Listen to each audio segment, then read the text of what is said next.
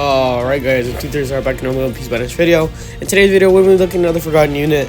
Obviously, since I did do V1 Akainu, I wanted to do the V2 version, the EX version obviously, because he's also a pretty forgotten unit. Not a lot of people play him nowadays, and he used to have a really big spot in the meta, so I wanted to give him a little showcase. Shoutouts to Ken. I'm on, I was on his account when I was recording this, so shoutouts to him, of course. But also, before I start talking, I sadly did not get to see the stats and all that of the set. I'll tell you what the set is from the top of my head, but I don't exactly remember what the stats were, so I'm sorry about that. I didn't get to record that while I was sick, so I'm still kind of recovering. I'm like 80%, better, so that's why I'm talking today. But this is his Akainu in his support. It's a 166.3. I have the tags on a separate part with my account, so I'll get into that later as well. But for the Akainu, so his total character party power is 11,000. Which is pretty high. He was using a skill 2 metal set. It was like that very big metal set that people used to use when he was in the meta. It was the Baroque work set. It had Galdino, or what's his name, Mr. 3. He had I forget the other other two's names, but one of them is the girl from Baroque Works, the one with I think she has like the kilo fruit, which is like heavier, with the hat, and then also the guy with the boogers. I forgot his name, the bombs. I believe it's all just skill 2 cooldown when you use like skill 1 and all that good stuff when you kill people, so it's skill 2 oriented, so you get your magma state quicker and have it for much longer, so just keep that in mind. So that's the set that he was rocking, but like I said, this is 166.3, as you can tell. It's a screenshot that I took from his side, but I'll get on to like the character traits and all that, and we'll go from there.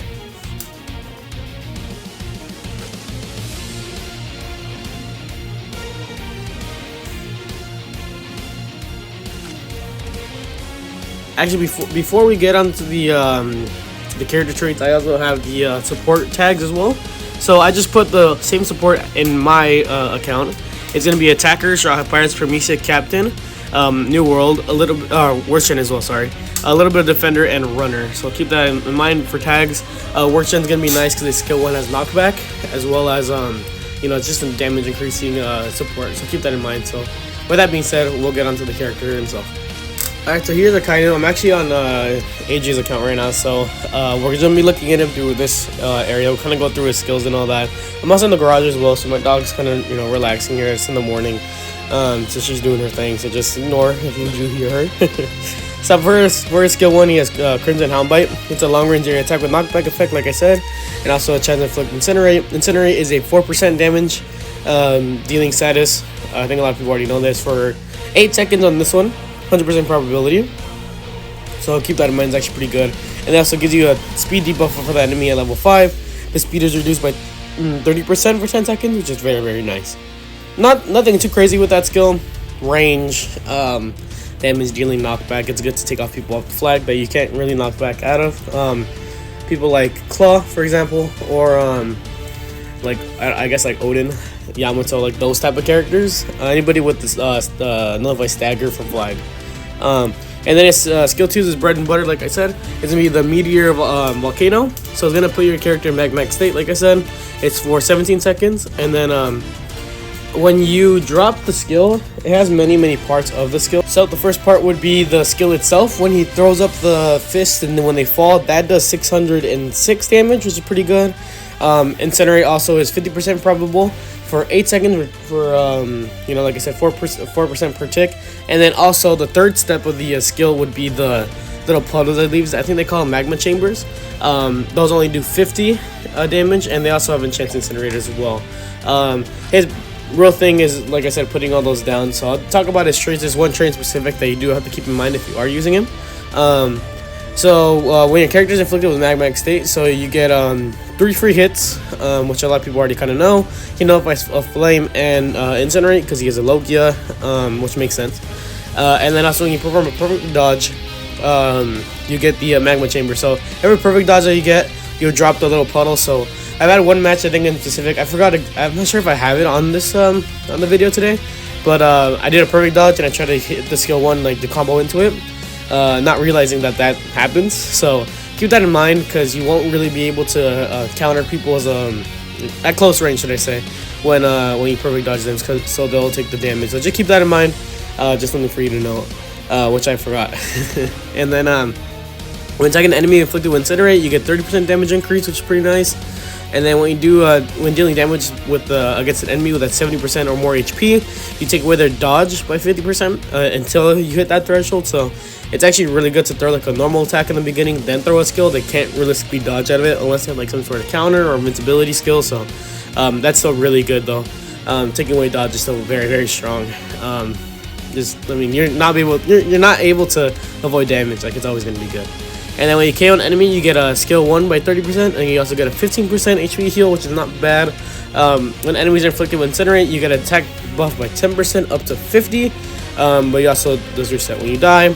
And then also when you're receiving damage from an enemy that's 50% or more, you get a 30% reduction, which is still pretty nice. And then when your team has less charge of security, you also get skill 2 by 50%, and then the cooldown reduction of dodge by 50 as well. And then for his boost rate, it's a little bit different since he has incinerate, you know, all about that. So when he's attacking an enemy, 5% chance to inflict incinerate for 8 seconds, which is not too bad. Like I said, he's very, very he needs those incinerates to really do much, which does suck. But I will say, after playing him, I'm actually pretty surprised how well he actually does now. Back in the day when like the big moms and Zoros were like really like super prevalent, he was really bad because everybody would take his state when he would have a buff.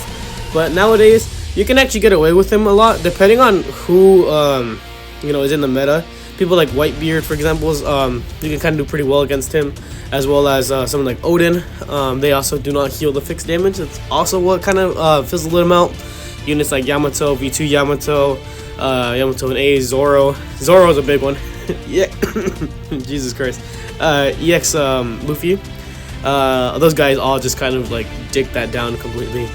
If I were to give him a buff, I would definitely up his stack to maybe 80%. Because his damage is good, yeah, but it does take a while. And maybe you could do, well, I mean, if you do it like that, maybe that won't work, but maybe like an 80% stack and it's like 15% per instead of the 10 that he has. With Incinerate, because a lot of people have status null, so it's going to take you a while to get them to that threshold. As well as giving him a little bit more heals. I feel like he should heal on Incinerate. Any character that's like really relying on the status effect, even though he does, like, his whole point is to give the status effect to kill them, which makes sense. Give him like some sort of heal on Incinerate. Like every time he hits somebody with Incinerate, instead of the 30% damage is good.